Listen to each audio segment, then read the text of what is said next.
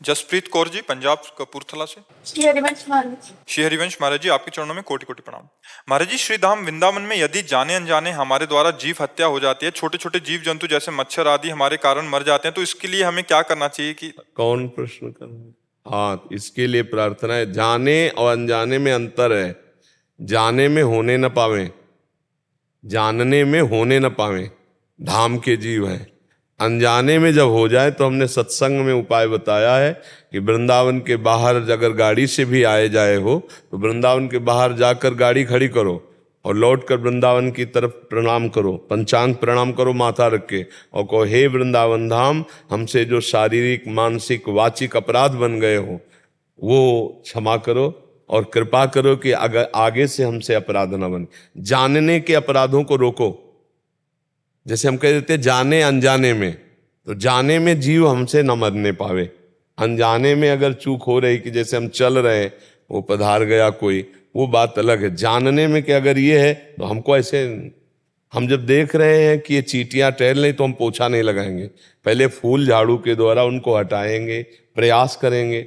अब अनजाने में कोई लपिट करके मर जाए बात अलग है, जानने में दिखाई दे रही तो हम ऐसे नहीं करेंगे, हम पहले फूल झाड़ू लगाएंगे, हम पहले कपड़े से हटाएंगे उनको। चींटियों के वृंदावन के जीव हैं, तो जानने में तो मरने न पावे, और अनजाने में जब मरे, अगर आप बाहर से आए हो तो आप वृंदावन से, अगर आप वृंदावन में रहते हो तो रोज शाम के शयन के समय रोज वृंदावन धाम को प्रणाम करके अपराध क्षमापन रोज प्रार्थना करो कि हे वृंदावन धाम, हे वृंदावन के व्यक्त अव्यक्त महापुरुषों, हमसे जो अपराध बना हो तो क्षमा कर दो और हमको ऐसा ज्ञान दो कि हमसे आगे से अपराध न बने। रोज ऐसा प्रणाम करके कहना चाहिए जी।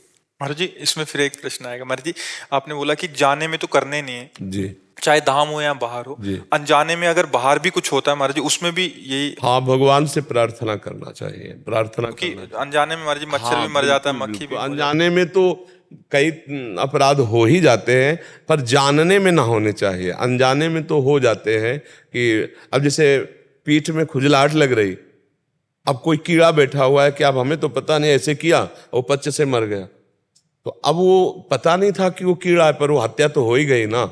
तो ऐसे अनजाने में हम चल रहे हैं, अब अचानक दृष्टि उधर थी और कोई जीव है दब गया, मर, कई तरह से ऐसे पाप होते। तो अनजाने के पापों के लिए क्षमा याचना करने से नष्ट हो, पर जान के अगर हम किया तो फिर उसका प्रायश्चित होता है, तो उसके लिए विधान होते हैं।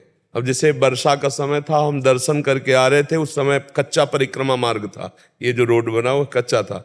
अब अंधेरे में कुछ दिखाई नहीं दे रहा था, लेकिन एक पच्च से आवाज आई तो लगा कोई जीव मरा, तो बहुत बैठ के देखा तो एक मेढक मरा था। हे भगवान!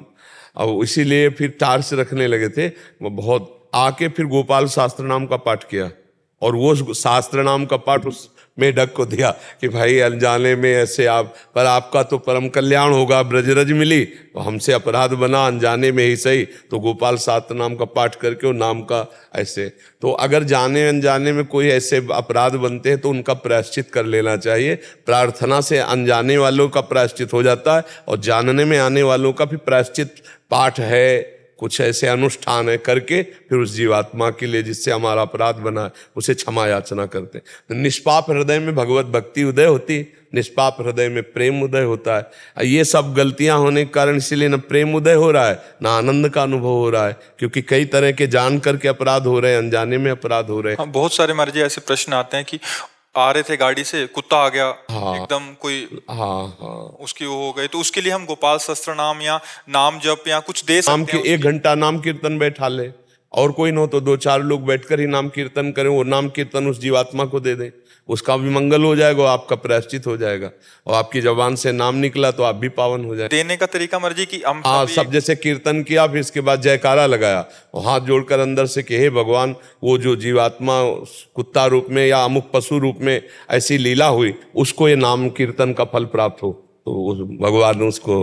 उन्नति होगी, उसका मंगल हो जाएगा, अपना प्रायश्चित हो जाएगा जी।